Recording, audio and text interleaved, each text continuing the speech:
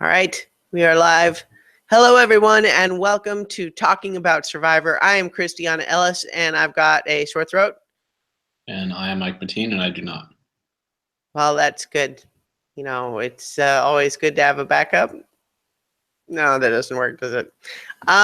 Yeah, so my apologies for the state of my voice, everybody, but, just hope it shows our level of commitment to talk about 2 hours worth of Survivor. Soldiering through. Yep.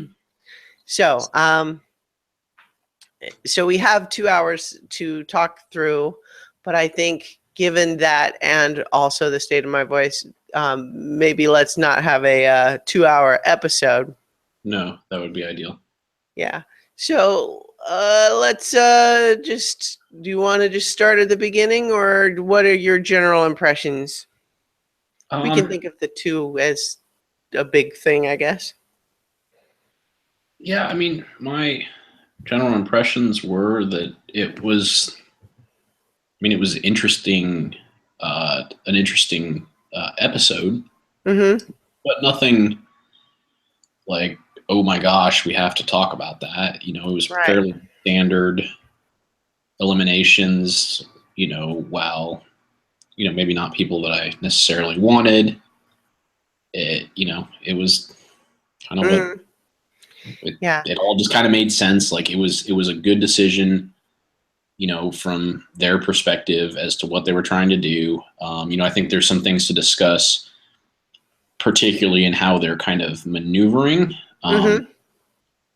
But it didn't even really come down the way that they were drawing it up. Like it was going to be like these two warring factions. Like, yeah, there's some core people who are sort of opposed to each other, but the lines aren't coming down the way that they spell it out at the beginning of the 2 hours as, here's what's going to happen. We're going to get it's on our side, and no, we're going to get Haley out, but it's not really, I mean, it went 7-4-2. Like it didn't really go that way, and there were some interesting things happening there, I think. Yeah, things happened. It's not like it was like they were just like fell asleep at the wheel or something. Like things happened to change their opinion. So that's what the interesting part is that while they were standard episodes with standard, kind of eliminations that made sense,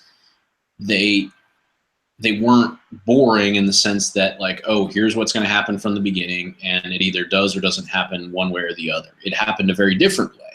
So that's where the interesting part is. That was sort of my finish.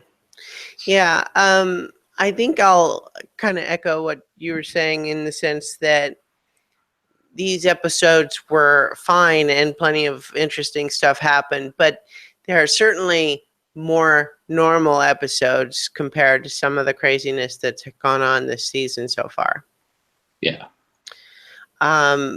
But I think in particular with the first tribal council and Haley being voted out, there was some really interesting strategy going on there.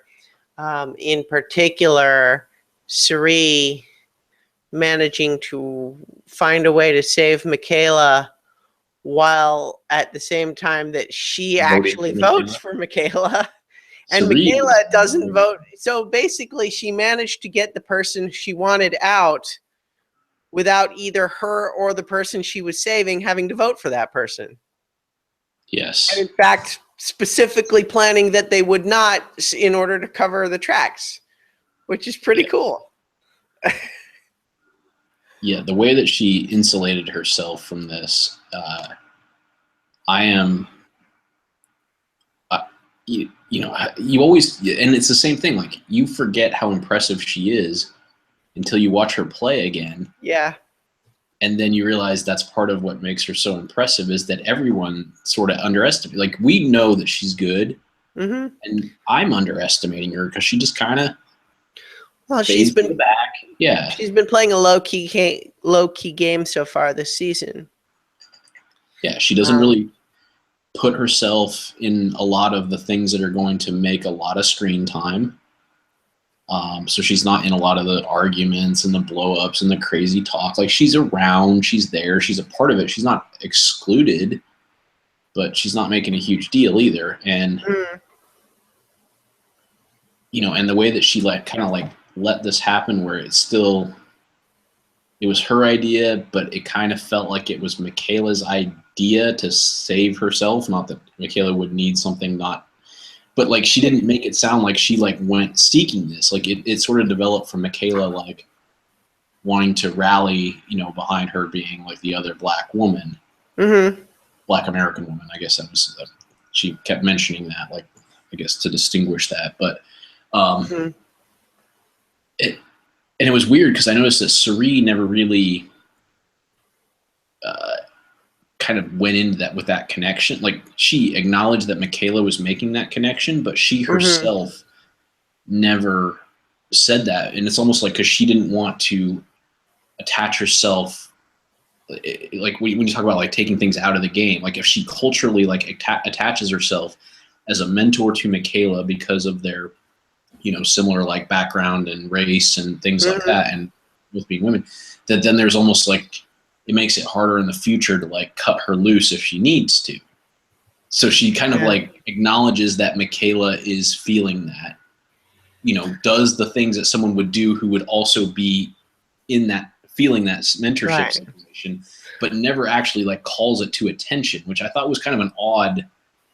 It was just a little. It's kind of a soft power move, right? I mean, by just refusing to echo that statement. And I'm like, I don't want to make it sound like this is some cynical strategy necessarily, but it's more a matter of recognizing that the dynamic is you, Michaela, coming to me, Suri, for help. And I'm willing to offer you that help, but let's not pretend it's anything other than that. Right. And what I mean is to say we're not both on the outs in the same situation that are binding together for strength in numbers here. I'm doing okay and you're not, and you're coming to me for help. Yes. And also for that matter, Suri wants to win. She doesn't want to have two black American women make it to the end. Like, that's incidental. She wants to win. Yep. You know, she's not eyeing second place. So I think that there's some of that might be why she didn't sort of echo that idea back at the same time that she's giving Michaela some very pragmatic advice. You know what I mean? Yeah, like the result of how she treated her wasn't any different. It was just weird that she didn't, you know, articulate it the same. Not weird. It stood out that she did not articulate it the same way. And in almost times where you would feel like you said, echo it back, like you would almost feel like Michaela was fishing for her to say that, yeah, like I want to do that too. And she would not say that. She would not commit to wanting to go to the end with her. So I think when Michaela said that, like, oh, you know, it would be so important to me to have two Black American females in the finals, and Suri's like, yeah, Michaela, I see a lot of myself in you and the way that, you know, you wear things on your sleeve, and you have to learn to put that away. And I had to learn that. And, you know, and so she's still relating to her on that. Like, yeah, I see myself in you, but not committing to that end piece, not echoing the, you know, that rallying cry, but not just being dismissive of it either. And still, for the context of what Michaela was looking for in this episode, Suri still delivered exactly what she needed. You know, and so in a pretty impressive way, just given that essentially what she did was exploit the split to make it go the way she wanted without her having to change her vote, and covering the idea that there was any move at all, and leaving everybody maybe just a little bit confused as to what happened. They didn't really talk about it coming back. They didn't really have like a group discussion about like, wait, wasn't the split supposed to go the other way? I don't know. No, I mean, it got kind of, I mean, they did mention it a little bit because Suri, I think, did mention how she voted. She's like, yeah, I voted for Michaela. She said I was supposed to. Yeah. But so many people voted for Haley. Like, so many people had to, like, it wasn't even a split. It was 7-4. You know? Yeah, I've got the votes up right now. The Haley votes came from Ozzy, Troyzan, Ty, Sierra, Debbie, Brad, and Aubrey. So pretty much all of Brad and Sierra's sort of faction, with a couple of more thrown in there, like Aubrey, who kind of rides both sides there. Yeah. So, how exactly I forget what it was supposed to look like, but it's. Yeah, they didn't really, I feel if they did go into a specific breakdown of, for us to know who was supposed to do what, I'm not sure. But I think what it was is that Cerie's plan was bringing in, like, say, Aubrey and Ozzy, who were not in that Brad Sierra faction, getting them to vote for Haley. Yeah, and then that flips and distorting the split. So those two weren't supposed to be in on that plan. They were supposed to think that Zeke was the vote. Yeah, if Aubrey and Ozzy if they either vote for Michaela, then it's a 6-5 Michaela. Or they vote for Zeke, then it's 5-4-4 or 5-4-4. Yeah. So, well, it was all a little bit loose, but that's exactly what I think Cerie was able to exploit, was bringing in people who weren't supposed to be part of the split. Telling them because they really hadn't drawn these lines in the sand as they had talked about, Yeah. All that stuff we were just talking about with Cerie and Michaela's in that first half. So let's just go ahead and kind of talk about the highlights of that first half. We started with kind of a postmortem, so to speak, of the stuff with Zeke and Varner.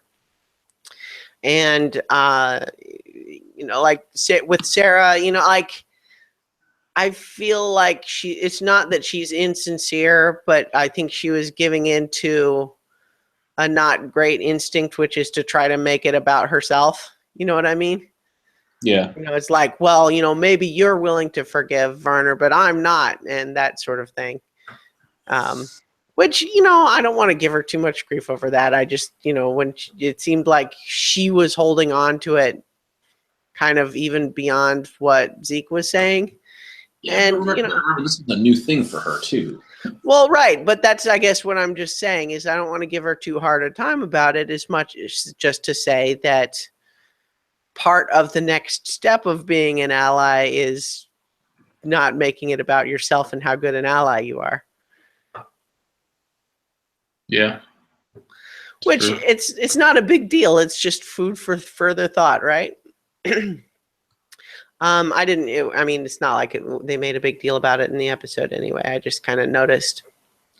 But everyone seems to, I thought it was actually a well-edited segment, aided by people saying the right things, to just kind of finish that little segment with Zeke saying, I'm here to win $1 million, so let's get back to it. And then it's like, okay, all right, we're moving on. Which I think is pretty much what they had to do. Yeah, I think there was still the idea will remain that if and when people are discussing taking Zeke to the end, but outside of that, it's pretty much seems to be a non-issue for the rest of the time. Yeah. It seems to, just like we were hoping last time, that this is the best case scenario based on what happened. So that's good. It's good to see it carry on that way. Yeah. So we have the merge, but with the wrinkle this time of one person from each tribe has to volunteer to not partake in the feast, or else nobody gets it. I don't know. I had mixed feelings about this one because, it creates some drama, but I don't know. My impulse in the moment was to feel like I just wanted everybody to get to eat. Yeah, it didn't much highlighted who we already knew who people were. Like, yep, I'll do it. I think you got cut off just a little bit there. So, like, stuff that we already knew about people. Like, so Brad volunteered right away, right? He was the one that, and then it says it's what Monica would do, is what he says. Right. And then there's a lot of, oh, well, we're about to run out of time. And the Ty's like, fine, I'll do it, And it's just like, that didn't the show for me. It just, yeah, you could figure Brad would do that. Yeah, you would figure Ty under duress would do that. Okay. Is there any strategic advantage one way or the other? Did that ever come up again? Not really. Yeah. It was just kind of like, okay. So I don't know why they did it. Well, I think there's a lot of this season is just kind of throwing stuff at the wall, and I guess they've been lucky more often than not so far this season. And I think this one is one that just, I don't know. I don't know that the dramatic value added was all that worthwhile in this particular case. No, I did not feel that way. Yeah. All right. Sorry, I'm trying to mute this. Okay. Excuse me. So we have that merge in the feast, and we're reminded at this point about Sierra's legacy advantage and how this moment is one of the only 2 times she can use it, but that she hopes to not use it this time if she can hang on to it for next time, or, for the next opportunity at 6 people. But we'll have to see, because if she doesn't make it to 6, then it's wasted. But then again, she didn't need it this time, so. Yep. But it's just they gave us the reminder of its existence. And we actually got the confessional from Suri basically saying, all right, the time has come for her to step up and start making moves. She stayed kind of in the background to get to the merge, but recognizing to win, you have to make moves too. So can't write it out. We have some bonding between Ty and Brad. We get the, the indication from Brad that Michaela and Haley are still the first 2 they want to target for being outsiders. There's not really any sort of a post-merge consideration of starting to get out threats. It's still just about finding the easy votes, people who aren't in an alliance. Which, I don't know. I mean, it's interesting. We'll talk a little bit more about this when we get to the second half with Zeke's move, but deciding when to make the change to voting out threats versus voting out whoever you can get votes for. It's hard to know when to make that decision. Yep. I really liked that. I liked Debbie's move of trying to use the alcohol as an excuse to act silly and sort of humanize her for everybody, humanize herself, and then to apologize for Brad. I was thinking, good, that's great. That's exactly what she should do. I don't think she's got a shot in hell of winning, but that's exactly the move she should be making right now. Yeah, and the funny thing with Debbie is that, she makes this whole, she didn't drink a single thing and acted super drunk. With her, I never know what to trust. Whether I don't think she definitely wasn't she definitely didn't get drunk and then have this revisionist thing. But whether she had a few drinks and then that's what created the idea, and so she just snowballed it into this bigger thing. I could see that happening too, as opposed to I didn't drink a single thing. You just never know with her. Well, what it made me think of actually is how a lot of stage hypnosis shows, the way they really work, the mechanism in play isn't what you'd call, quote, real hypnosis, which is kind of an actual measurable scientific thing. But with stage hypnosis, really what you're just playing on is you are giving people an excuse to act silly, which is kind of fun, but you usually don't do it because it's embarrassing. But if you have an excuse, which is, oh, I'm hypnotized now, and so I'm going to do what the guy says because it's kind of fun to act silly. It just kind of reminded me of that. Yeah, I think that's a good comparison. Yeah. But it seemed like a plan, like whether she really had not a drop at all, but just the, whether that's true or whether it was somewhere in between. The idea, though, of acting silly to kind of soften the impression people have of her, make them take her maybe less seriously than they should. And then also apologizing to Brad. Big deal, good moves for her. I was impressed. So, because I think that this helped with when she decided to convince everybody to vote for Ozzy while he was exposed. Mm-hmm. Had they still sort of regarded her as, abrasive and not really part of the group. So, I don't think she convinced them line with being open to voting with Ozzy, but I don't know that she would have had I don't know that they would have listened if they wouldn't have automatically been like, oh man, if Debbie says it, then it's ridiculous. Mm-hmm. But because she kind of, like you said, humanized herself, and they kind of let their guard down. I was like, okay, she's not just this weird abrasive person. She is a normal, she's can be funny and have fun, and okay. So when she comes and says hey, what about Ozzy? He's available, and he's not always going to be available. Actually, you're right. As opposed to, oh, whatever, Debbie. And so I feel like it was a good play in that it got them to do something which, honestly, as much as I like Ozzy, to do, Yeah. I mean, how many more challenges are we going to run into where he's the record holder of it, Mm-hmm. And Ty's not going to be able to beat him every time. So, yeah, it was the right thing to do for everybody. Obviously, except Ozzy wasn't happy.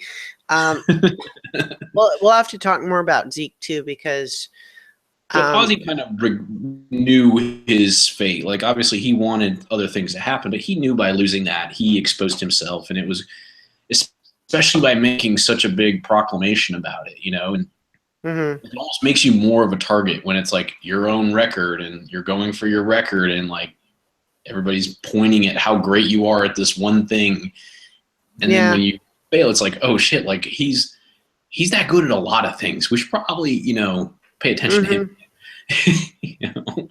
So he kind of, Well, yeah, he had to know as possible at least.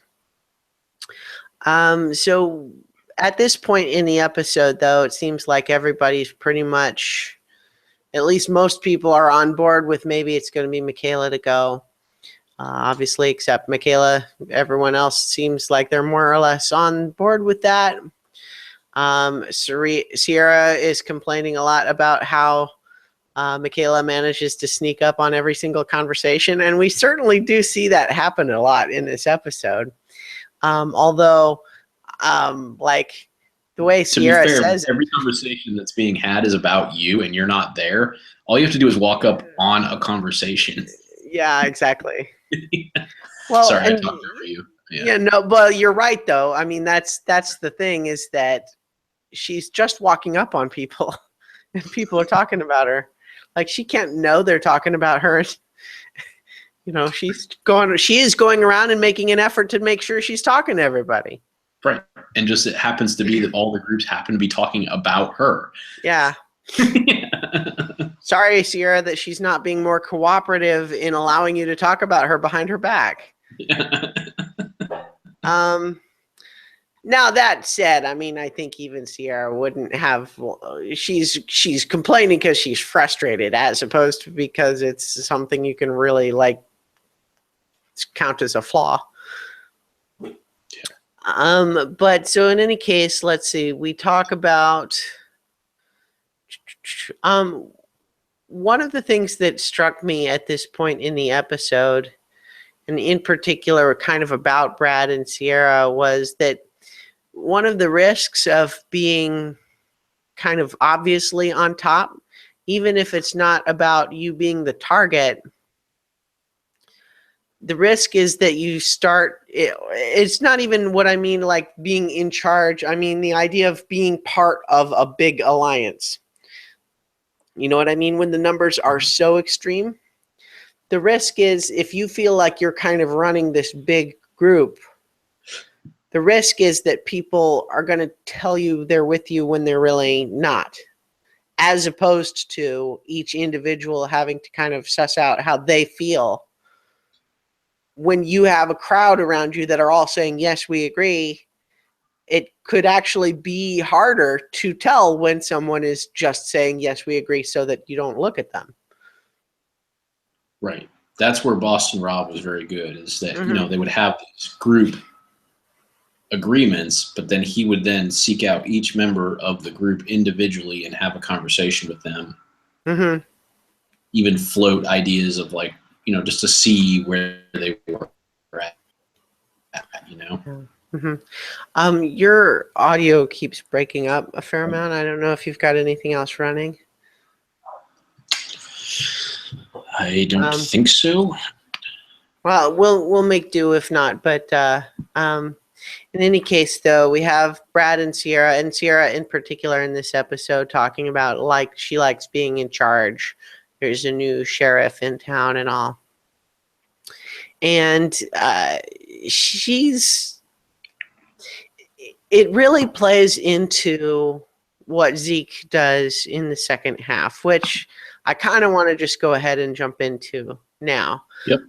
Which is Zeke is in a spot where he could pretty comfortably stick with the Cirie-Andrea alliance and go after Brad or Sierra, because they're right that Brad and Sierra do seem to be kind of running things, and you could have it be a move to take them out. But I also think that Zeke is right in assessing that he has a better shot against Brad and Andrea, or Brad and Sierra, than he does against Cirie and Andrea. And so if he is in a position of saying, well, I could help one pair or the other, which would I rather be competing against? And so in that sense, I think his move could have been a good one. But the downside was, I guess he was not able to be sufficiently sincere sounding to Sierra. Sierra kind of felt condescended to. And as a result, upended the tea table, so to speak. And it went around telling everybody what Zeke said, which made everybody mad at him. And at the same time that it didn't go well for him, it also kind of just kicked the beehive, so to speak, right? Because if you think about Andrea's behavior in the tail end of this 2-hour episode, she's completely off the rails. She's acting purely emotionally at that point. Mm-hmm. And like, we can understand if she really felt like, I thought we had this connection, Zeke and I'm shocked by this betrayal. On the one hand, you can understand that emotional reaction. And then on the other hand, you want to say, Andrea, you're playing Survivor right now. Did you forget that? Did you think that because you defended Zeke against Werner, that somehow that means Zeke is obligated to you in some way? Yeah. So at the same time, obviously Zeke's plan didn't go very well because it made him a significant target. And honestly, I think he would have been the one to go if Ozzy hadn't been available. Yes.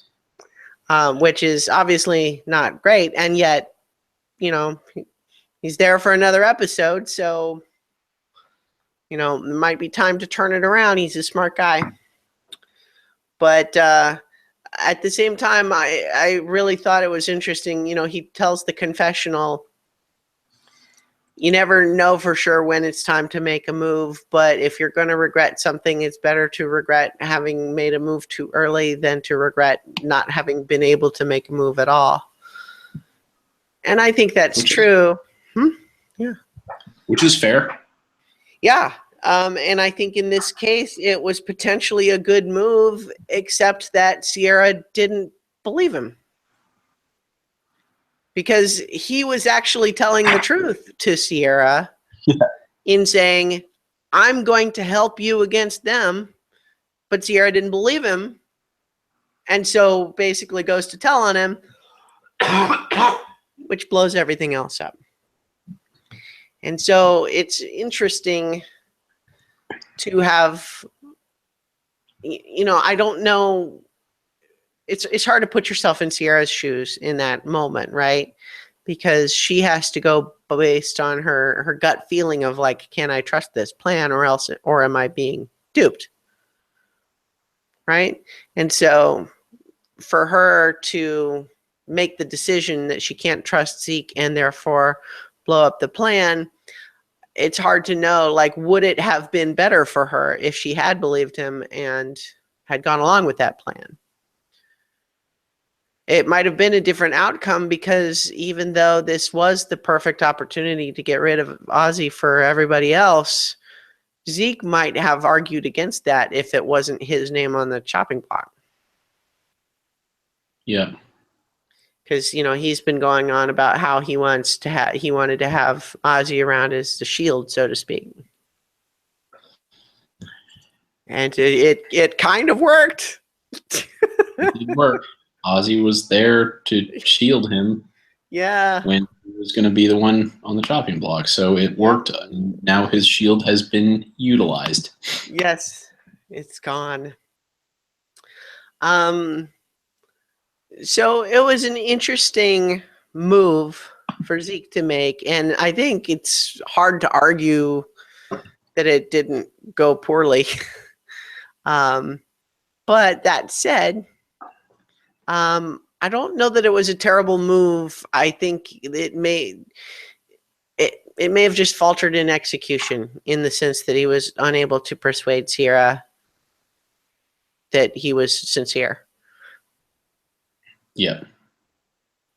And that's the risk always with these sorts of plans. When you have to bring someone in or get them to trust you, they have to trust you, or else it doesn't go anywhere. Well, especially when you're going against the status quo, there's the right.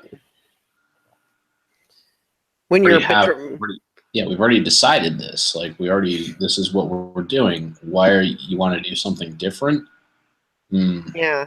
Well, and Zeke too, in hindsight, maybe ought to have been more careful in betraying people who really were sure that he was with them. Just because they're going to react to that in a big way if they find out. And so maybe need to be more sure that they won't find out. But at the same time, it'll be interesting to see the fallout, because it's not good to have people be mad at you. But on the other hand, if he unbalanced at least Andrea, maybe Suri to a lesser extent, she didn't seem as thrown emotionally as Andrea did. But I think that he was right, that they are threats in the game, certainly bigger threats than Sierra or Brad, in my opinion. And so to throw her game off the rails a little bit is potentially at least a silver lining. Yeah. The only downside of that silver lining is that, to the extent that she's emotional, it's being mad at him. So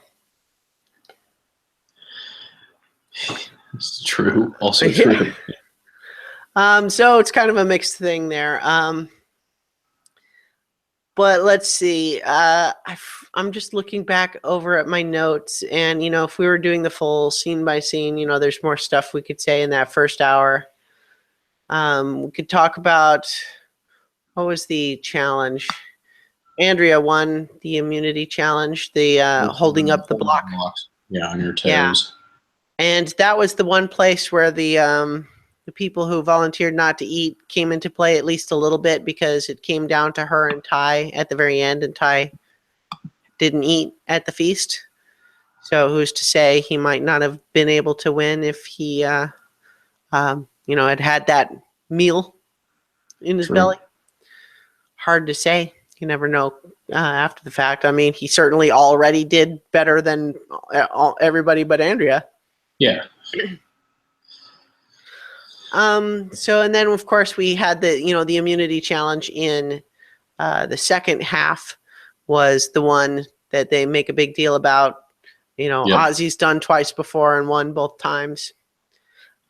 And that one was pretty exciting to have it go down to him and Ty, and then eventually Ty wins. And how, Ty is just a good guy.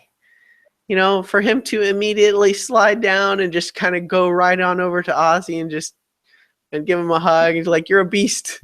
And I think maybe Ozzy wasn't immediately right away ready to kind of hear that. He's bummed for losing because he knew how bad that made his situation, and just, to have your record broken like that, it's like it's his challenge, kind of like they kind of made it into like his defending championship. Yeah.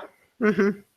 But I have to feel like even if you're bummed, how you can't be mad at Ty, He's such a good guy. I like Ty.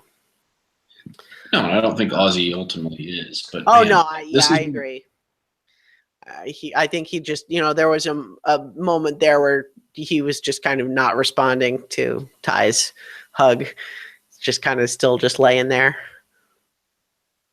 Yeah, this is one of those ones where you know how we talk about sometimes there's the when you armchair watch the challenges, like some look fun to oh, that would be fun, but this one does not, especially when it goes like as long, when they're up there like what, like an hour plus, like hour and a half, whatever that ends up. I mean, I don't like sitting at my desk at work for an hour and a half, much less like stuck on that thing, Well, I mean, I don't know how the waivers or whatever work on Survivor, and I know I have the medical team there, but like that sort of thing, it's like they say when you're on a flight, you should get up every hour or so to move your legs because you could get a pulmonary embolism or something like that. It's like this is the sort of thing that could do that. Yeah, I mean, fortunately, certainly not good for you.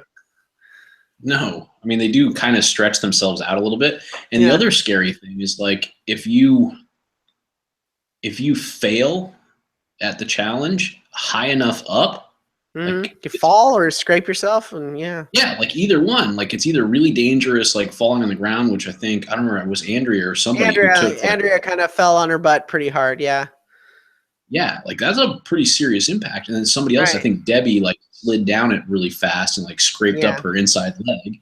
Yeah, like, and then Ozzy was bleeding on the arm afterwards. Yeah, so if you do that from the top rung, like if you fail from up there, like, and you fall the way Andrea did or the way Debbie did, like that is nasty.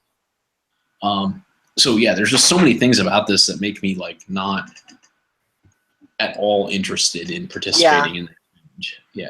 I mean, it's a classic challenge, but it's one of those things where this is one where I'm not especially athletically inclined, so this would be one of the ones where I'd maybe stay up there just for a little while to kind of get a sense of it, and then just go ahead and come down and say, kind of like Michaela said, like, I'm gonna pick my battles here. I'm not gonna win this one, so let's not wear myself out. Yeah, what's the point if you're not even gonna come close? Like, yeah. Excuse me.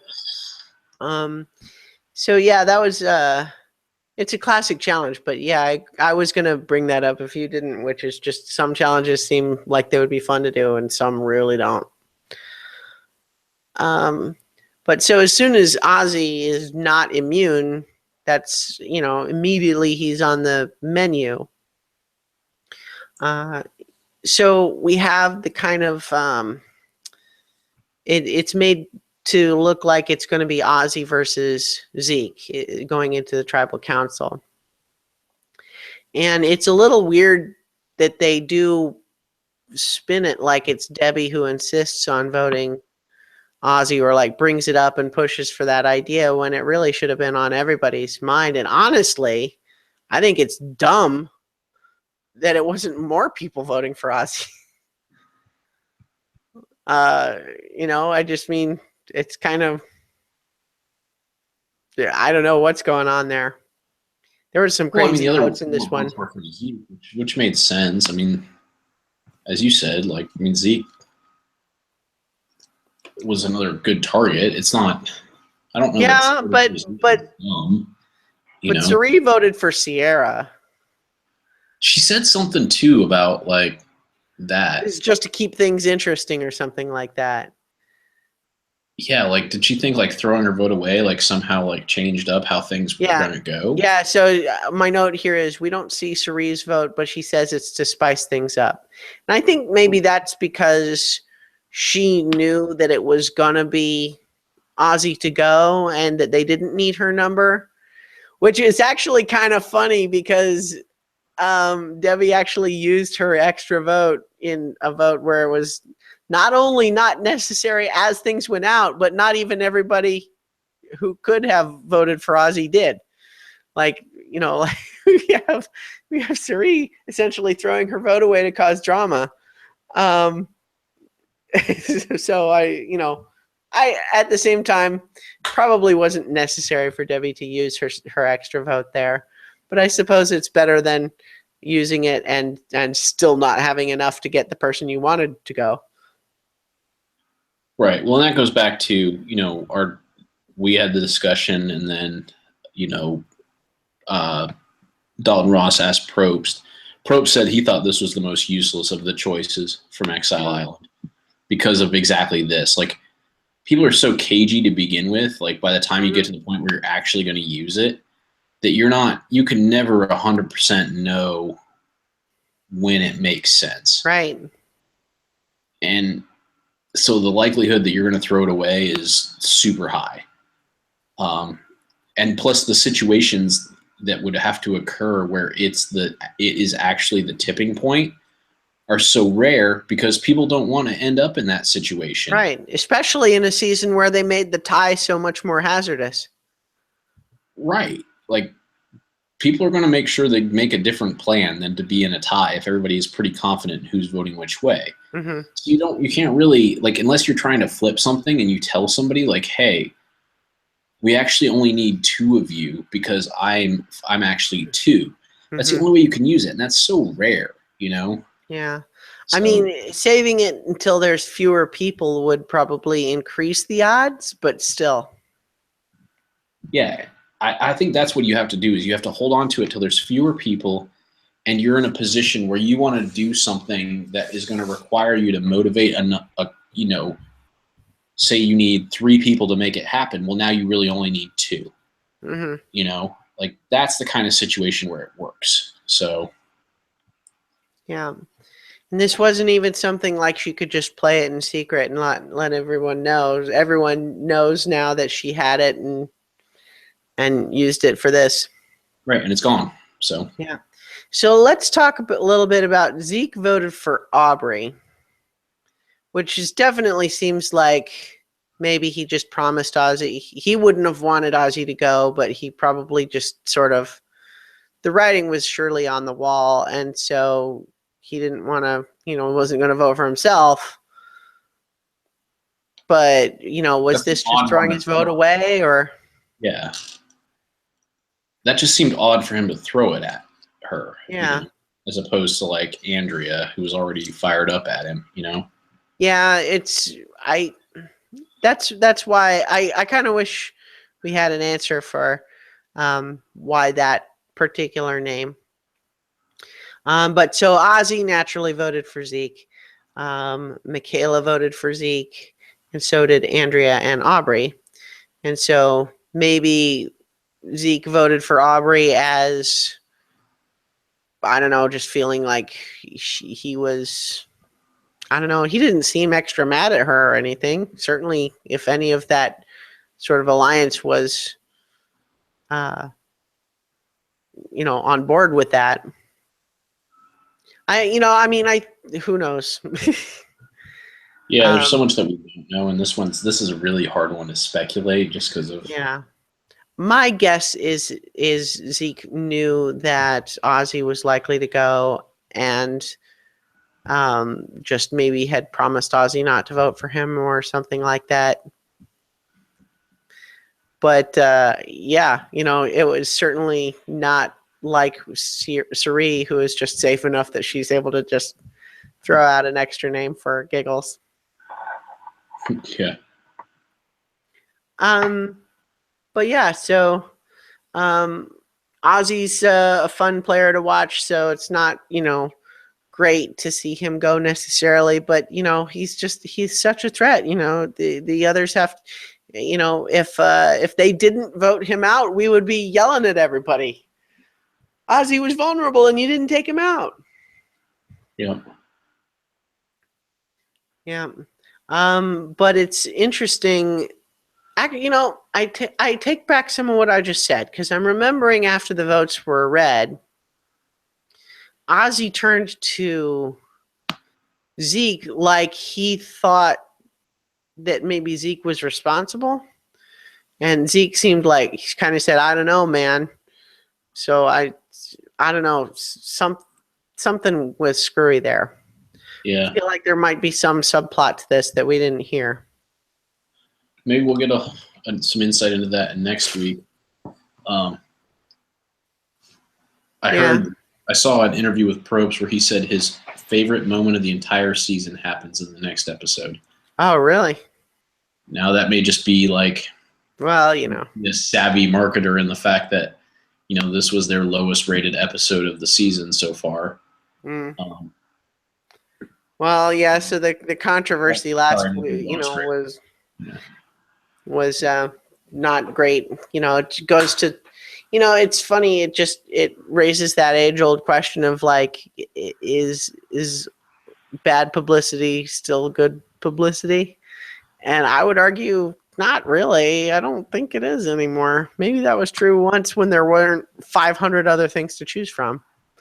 It was true when it's true if you're in a situation where, people are unaware of where there is an advantage to awareness to your company. Mm-hmm. But for example, like United Airlines, everyone knows who United Airlines is. So when you have bad publicity, there is nothing good about that. There's no like, oh man, I haven't flown United Airlines in a while. That's a really good airline. I'm sure they won't drag me off the plane. So let's book with them. Like that's that. It doesn't work like that if you're already established. No. So that mantra was back when people were trying to be made known, and then it's like, oh, okay, like. If people are unaware of who you are, then any publicity is good publicity.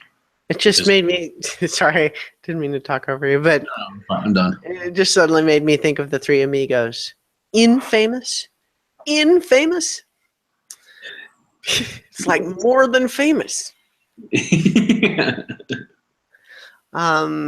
Anyway, so I definitely feel like I don't fully understand exactly what happened there with regards to why Zeke would vote for Aubrey in this case, and also seem to act surprised when Ozzy gets voted out. I mean, we could imagine that Zeke wouldn't be happy about Ozzy getting voted out, but if it comes down to him or Ozzy, I mean, that's why he wanted Ozzy around.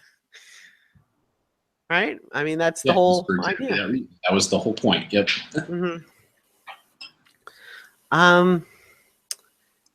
Unless, I don't know.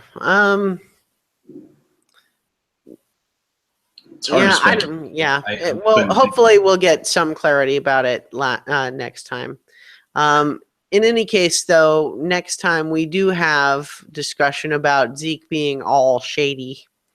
Andrea continues to be mad, kind of reacting emotionally. And then, but then, of course, Sarah maybe is approaching Zeke to make a move. And, I liked just the editing of like, I want to make a move. Yeah. So. Like, let me think about it. Nah. But yeah, so, this, both halves of this 2-hour show were kind of run-of-the-mill Survivor episodes. Like, they weren't bad. There's interesting stuff. There's still great players on here, but just compared to some of the craziness we've had earlier in the season, they were ordinary by comparison. Yes. They were, yeah, like I said, I was not bored during it, but I certainly, it was a good 2 hours to put together. You know, when you're looking at the scope of the season and you're trying to decide, okay, which two do we combine? Like, this really worked, you know.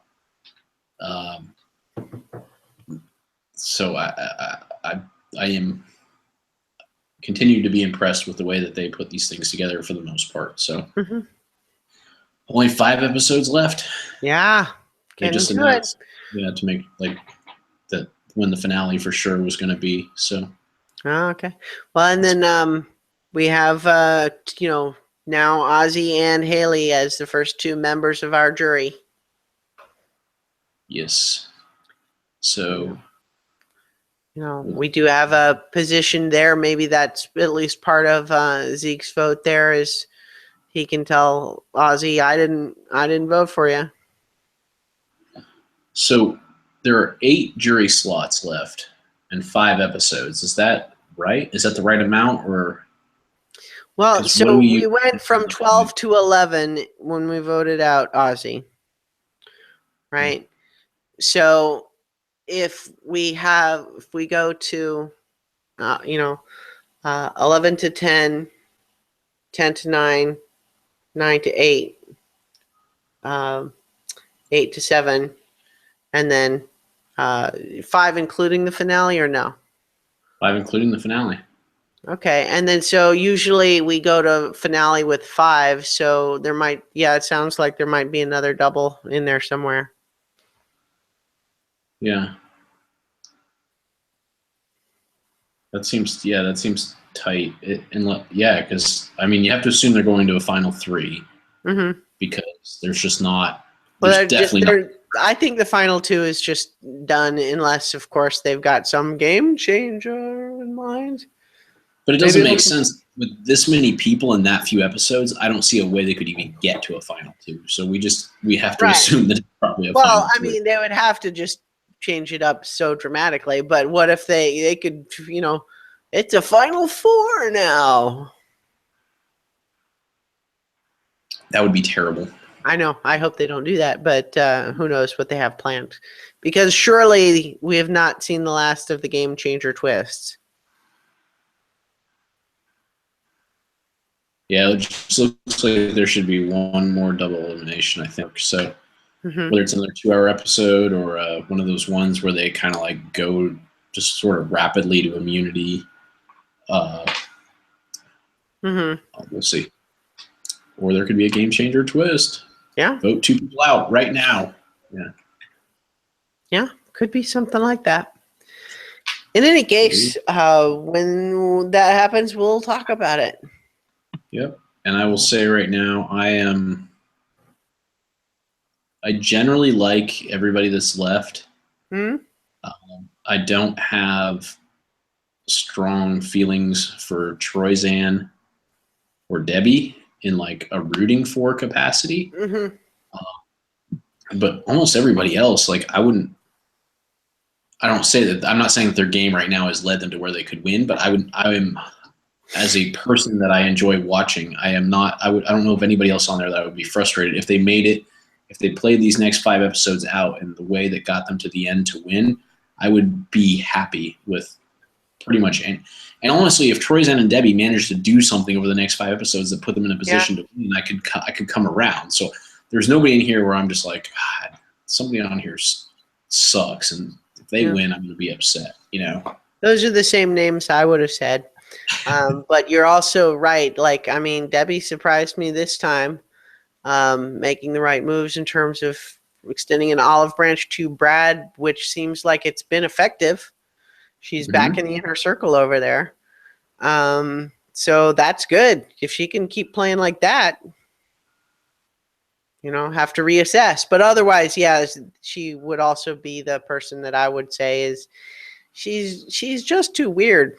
And weird is not unequivocally bad, but it's not really an asset for the game. Right. Yeah, it's not somebody I'm rooting for, you know. Yeah. But anyway, we'll see. Yeah, and then Troy Zan, he's just kind of there. He's just really not doing anything yet. Yeah.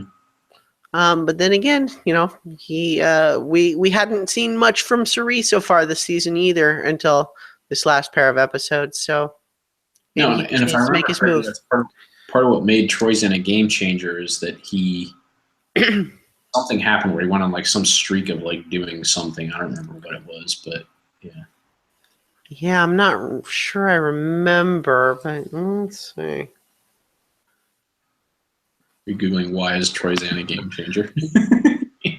No, I was gonna pull up. I was pulling up to see what my first notes about him were. Well, if you type in why is Troy into Google, the first thing you get is why is Troy Zan a game changer? Oh yeah, well you beat me to it. And what's it say? Well, I haven't actually looked at it. It pre-populated my Google with that. Like it's a popular search. Go ahead and pull it up. Let's see.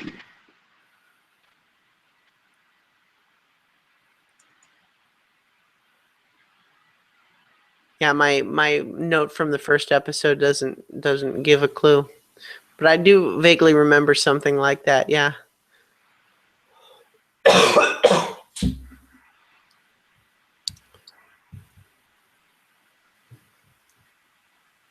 All right. It's not clear. No. Okay. Well, because his name is Troy Zan, that's why. Yeah. And he was available. No, I feel like I do remember there was something like that, but yeah, I really don't remember either. So in any case, though, let's wrap up this episode because my voice is starting to circle the drain, I think. That's fine. And so we'll be back to talk about the next episode. Well, next week, later this week, we'll figure it out. All right. All right. Good night, everybody. Good night.